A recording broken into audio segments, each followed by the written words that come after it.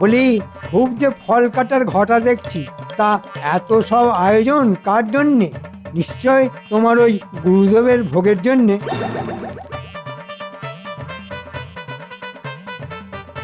ছি ছি, এমন করে বলতে আছে নাকি? গুরু হলেন স্বয়ং ব্রহ্ম।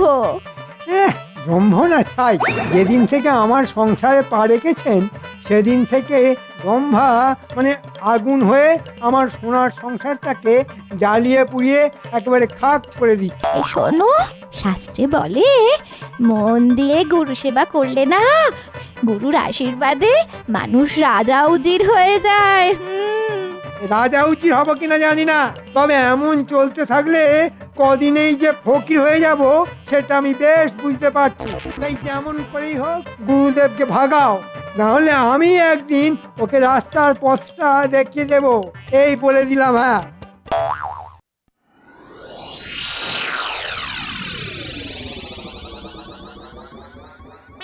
কিরে বটা ঘটা, সাত সকালে এমন চুপ করে গাছতলায় বসে আছিস কেন? মনে মনে নিশ্চয়ই কোনো বদ মতলব আছিস। এমা কি যে বলো, বদমতলব আটবো কেন? হাতে তো তেমন কোনো কাজকর্ম নেই, তাই একটু বসে আছি। তোদের হাতে কাজকর্ম নেই, আবার মন্ত্রী মশাইও কদিন হলো রাজসভায় আসছেন, কেমন যেন একটা গন্ডগোলের গন্ধ পাচ্ছি। না না, গন্ডগোল হবে কেন? আসলে আসলে ওই মন্ত্রী মশাইয়ের বাড়িতে তার বউয়ের গুরুদেব এসেছে, তাই তাকে নিয়ে মন্ত্রী মশাই খুব ব্যস্ত। বেশ বেশ বেশ, গুরু সেবা মহাধর্ম। শুনেছি মন দিয়ে গুরু সেবা করলে পাজি লোক নাকি পাল্টে একেবারে ভালো মানুষ হয়ে যায়। ভালো ভালো, মন দিয়ে গুরু সেবা করতে দে মন্ত্রী মশাইকে।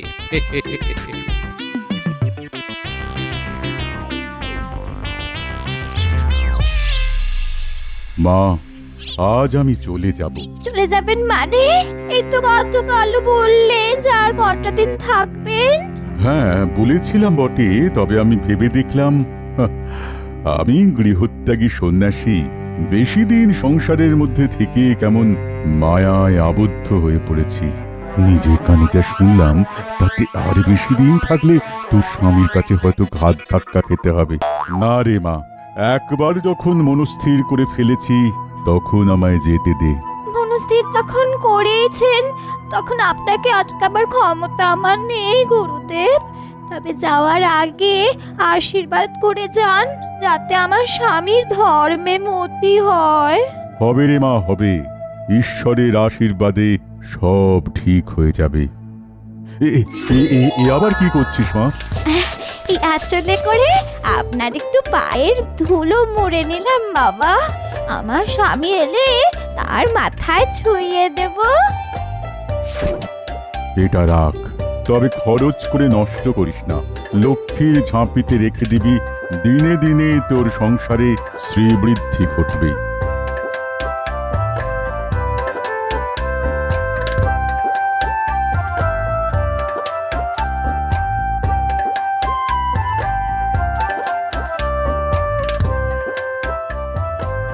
কি গো দাদু, কোথায় যাচ্ছো? ওই যে তোর বড়ি খাড়া আর খাড়া বড়ি তোর। মানে? এ মা, বুঝতে পারলি না? রাজসভায়। ঠিক ধরেছিস। দাদু, রাজসভা থেকে ফিরে এসে আজ কিন্তু তোমাকে একটা গল্প শোনাতে হবে। আচ্ছা আচ্ছা, শোনাবো শোনাবো, এখন যেতে দে দেখি, না হলে আবার রাজসভায় যেতে দেরি হয়ে যাবে।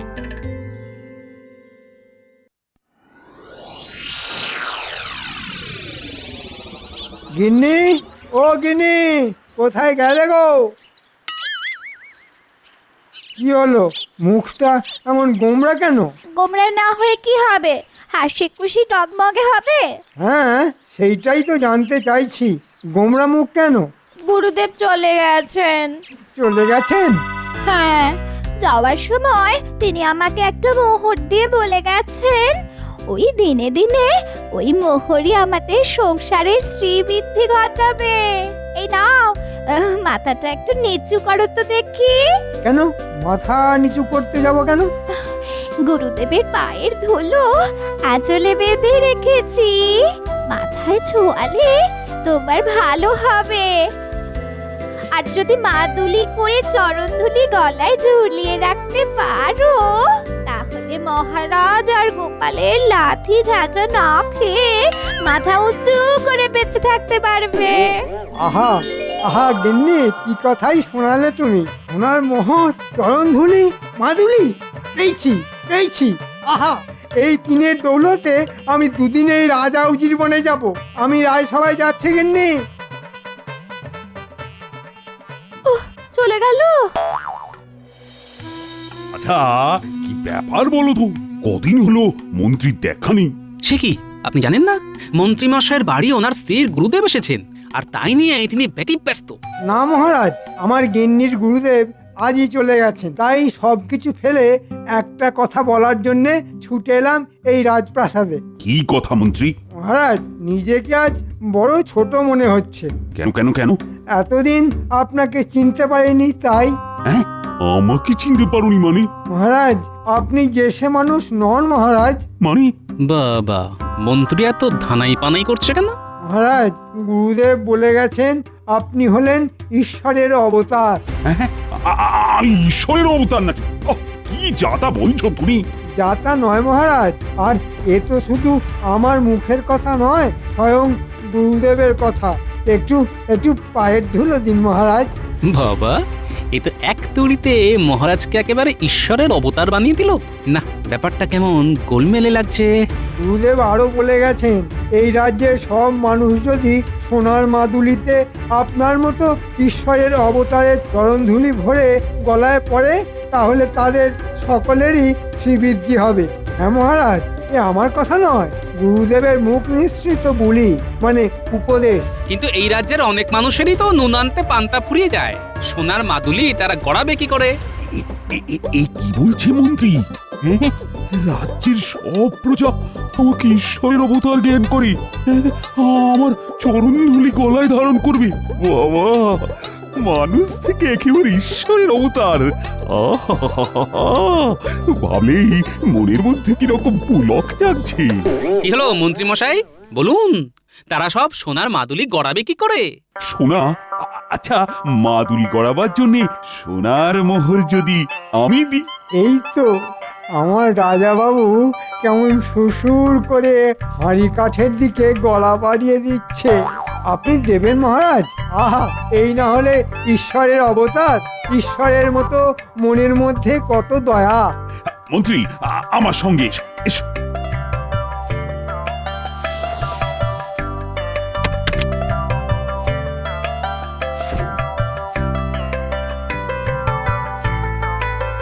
মন্ত্রী, ভেতরে এসো।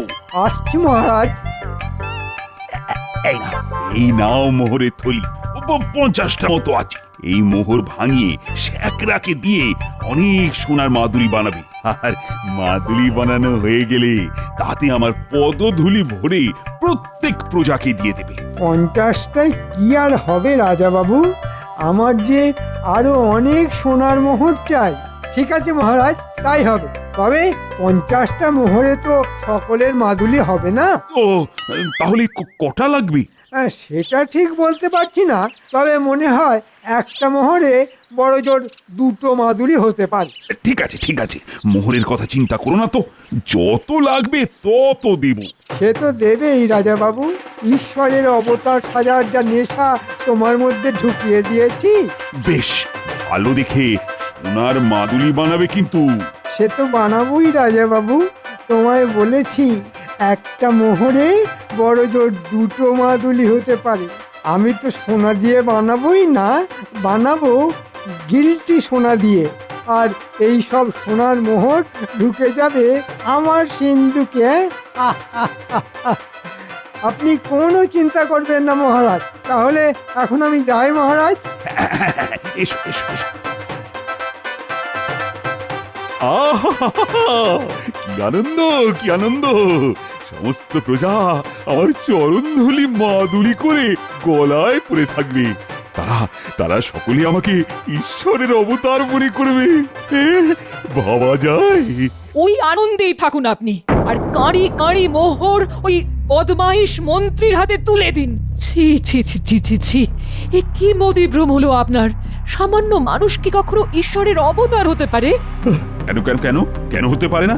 আরে আমি তো কোনো সামান্য মানুষ নই, আমি রাজা, মহারাজা। হ্যাঁ মানছি আপনি রাজা, আর 5টা রাজার মতনই দোষে গুণে কামনায় বাসনায় ভরা সামান্য এক রাজা।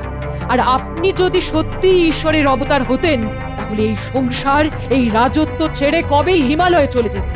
আচ্ছা, আমি ঈশ্বরের অবতার হলে তোমার গায়ে তো জ্বালা ধরছে কেন বলতো? ও হা হা, বুঝতে পেরেছি, হিংসাতে জ্বলে পুড়ে যাচ্ছ, তাই এত কথা বলছো না? হিংসে? আপনার ভালো কিছু হলে সব থেকে খুশি তো আমিই হব মহারাজ, আমিই হব। কিন্তু তবু আমি খুশি হতে পারছি না। কেন জানেন? কারণ মন্ত্রীর কথায় নেচে এটা নিছকই একটা অলীক কল্পনা আপনার। তাই আবারও বলছি, মাথা থেকে ঈশ্বরের অবতার হওয়ার এই ভূত নামান মহারাজ, এই ভূত নামান। নিজের পায়ের ধুলো প্রজাদের গলায় পরিয়ে আর পাপ বাড়াবেন না মহারাজ। বেশ করে গলায় পড়াবো। এতে যদি তোমার আপত্তি থাকে তাহলে তাহলে বাপের বাড়ি চলে যেতে পারো। এত বড় কথা বললেন। ঠিক আছে, তাই যাব। তবে এ কথা বলে রাখছি, একদিন আপনি ঠিক বুঝতে পারবেন মন্ত্রীর কথায় নেচে কি মারাত্মক ভুলটা আপনি করেছেন। আজ মেজাজ দেখিয়ে চলে যাচ্ছ তো, কিন্তু কিন্তু এমন একদিন আসবে যেদিন আমাকে ঈশ্বরের অবতার জ্ঞান করে তোমাকেও আমার চরণধুলি মাদুলি করে নিজের গলায় ধারণ করতে হবে।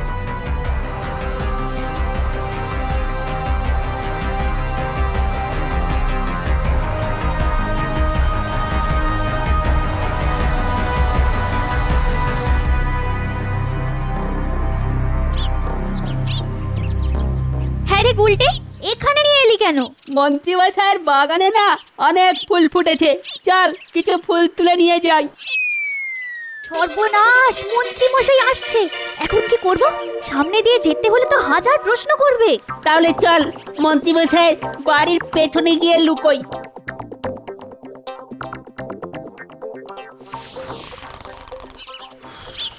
গিন্নি, কোথায় গেলে গো গিন্নি?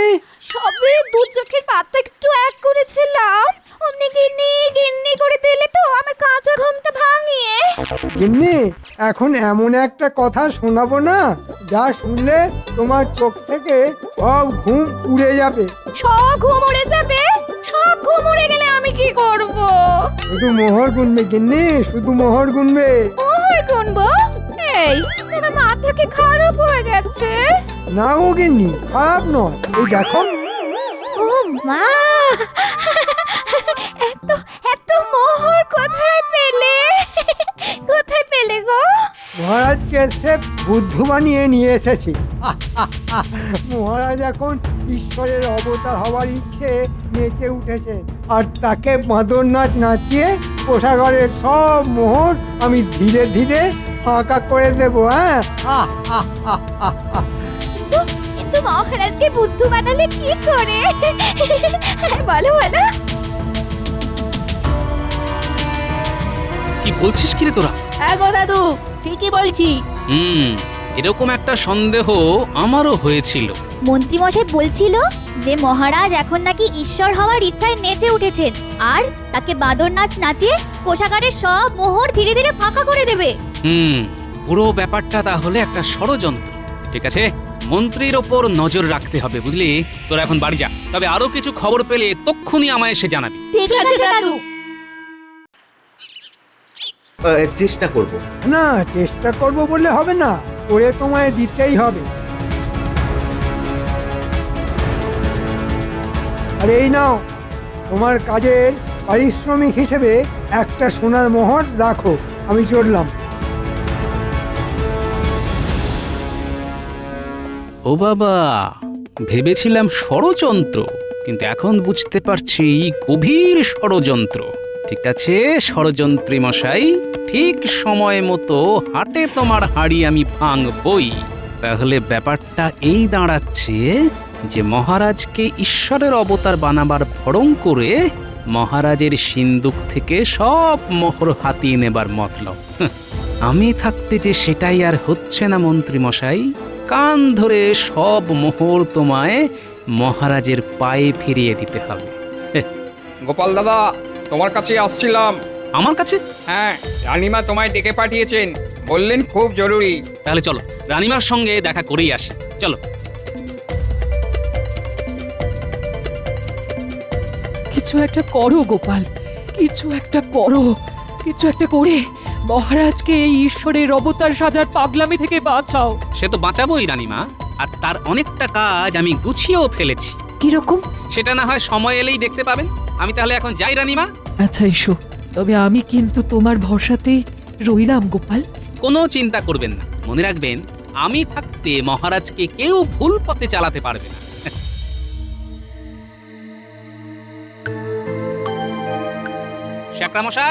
শ্যাকরামশাই বাড়ি আছে নাকি?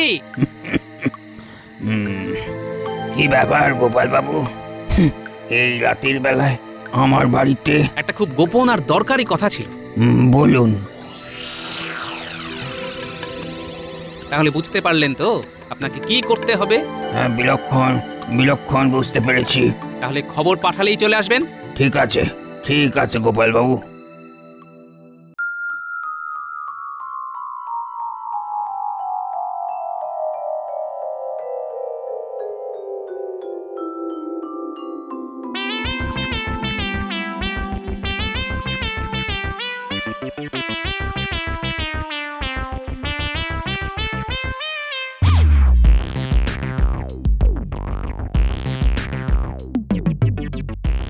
ভেতরে আসবো মহারাজ? এসো এসো এসো। এই গামলার ধুলোয় আপনি পা ঘষে দিন মহারাজ। মাদুলিতে ভরে এই ধুলো আমি 100টা প্রজাকে দিয়ে দেব।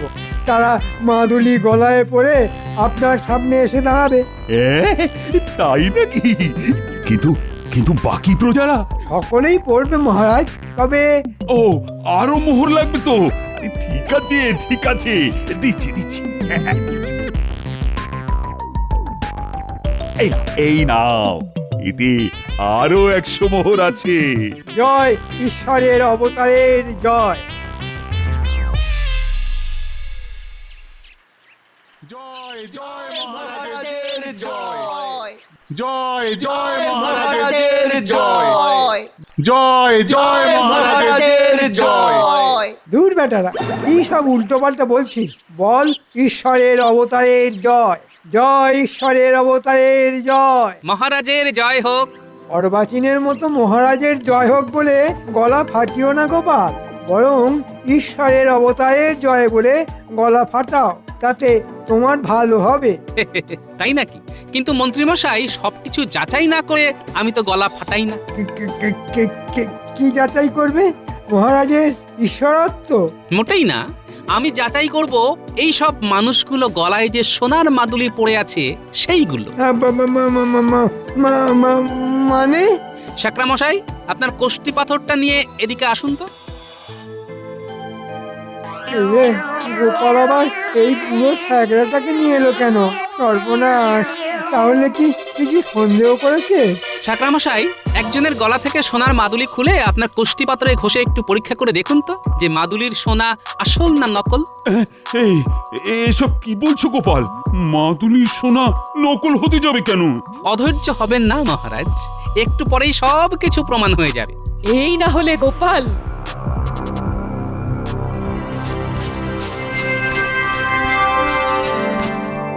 গোপাল দাদা, এই সোনা নয়, সোনার জল করা রূপোর মাদুলি। তুমি কি বলছো কি বুড়ো শেখরা? ঠিকই বলছি মহারাজ। বিশ্বাস না হলে যে কোনো শেখরাকে ডেকে এনে পরীক্ষা করিয়ে নিতে পারেন। মন্ত্রী, এ আমি কি শুনছি? মন্ত্রী মশাই আর কি বলবে মহারাজ, তার থেকে বরং আমি বলছি।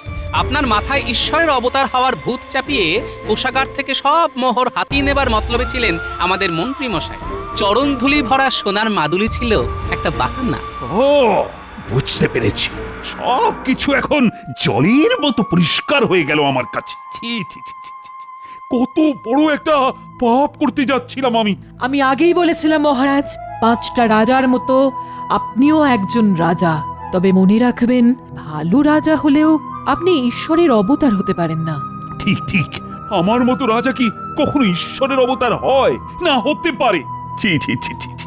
আমি আমার নিজের পায়ের ধুলো আমার আদরের প্রজাদের গলায় পরিয়েছি, তোমরা সকলে ক্ষমা করো আমাকে। আর এক্ষুনি গলা থেকে ওই মাদুলি খুলে ফেলে দাও।